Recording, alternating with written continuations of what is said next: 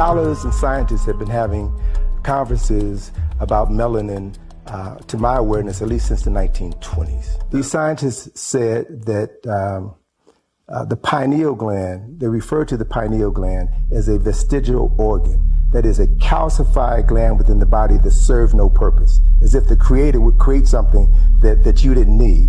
And it was only after the Vietnam War, in the late 60s and early 70s, that they began to rewrite their interpretation of the pineal gland. The reason for that was that a large number of African Americans fought and died during the Vietnam War.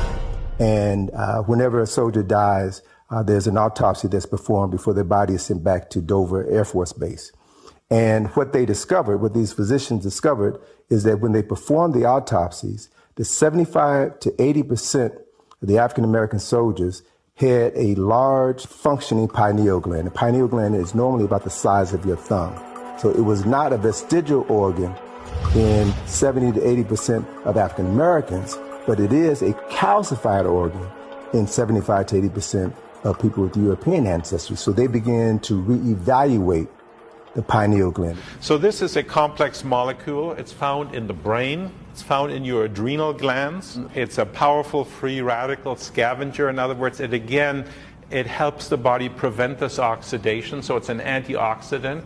Melanin may play a much bigger role than just absorbing all this radiation, and when you get it into your body, it actually has a major effect on your immune system. It protects genes and it actually repairs broken DNA.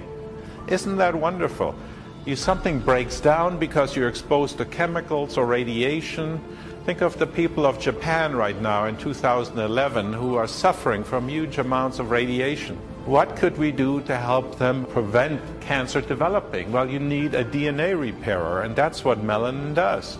It exists in many other tissues, as I mentioned. It's actually a very important molecule in any woman who's having a baby, because the fetus has all this melanin in it. The sperm of the male and the egg of the woman, they're both layered with melanin, so that when the sperm penetrates the egg, there is a melanin explosion.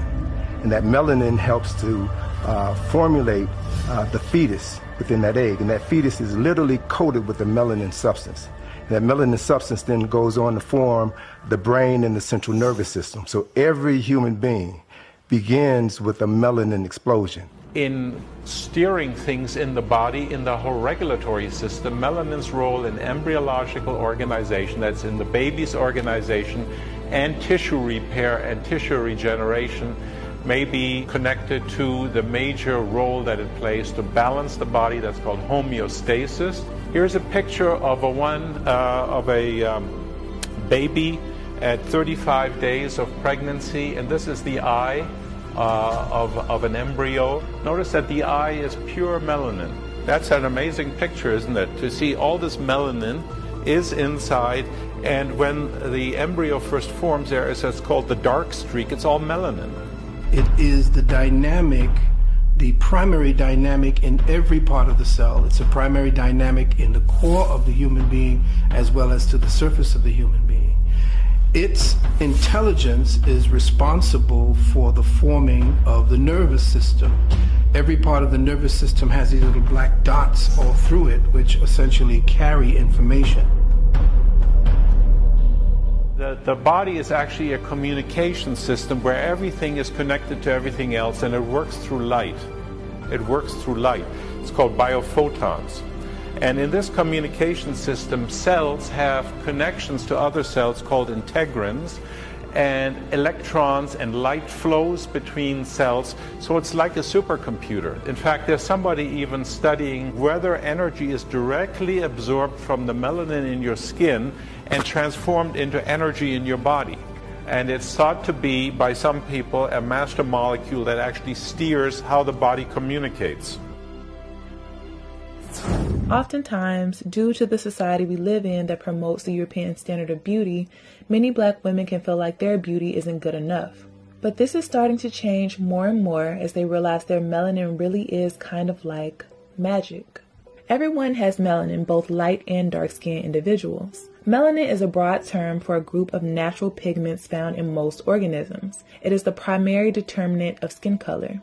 Black women greatly benefit from melanin because it prevents them from aging as quickly as other groups. A study found that Black women's skin typically ages about 10 years slower than white women's skin. Here's why. Human skin has 3 layers: the epidermis, the dermis, and the hypodermis. Melanocytes in the epidermis produce melanin, a natural skin pigment. Melanin blocks UV rays, which can accelerate the aging process. Black men and women produce more melanin in their skin, which results in darker pigments. The more melanin in your skin, the more protection you have against the harmful effects of sun exposure.